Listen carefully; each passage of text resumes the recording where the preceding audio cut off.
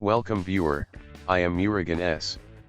This video tutorial describes how to fix Microsoft Store app missing in Windows 10.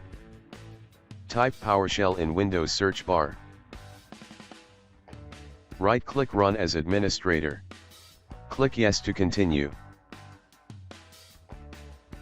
Copy command from description and paste it.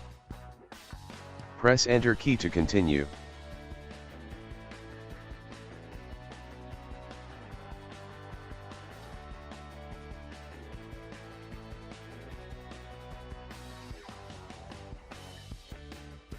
Type exit to PowerShell window.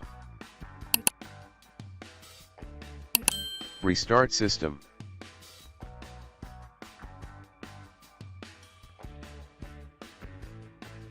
I hope this video tutorial helps to you.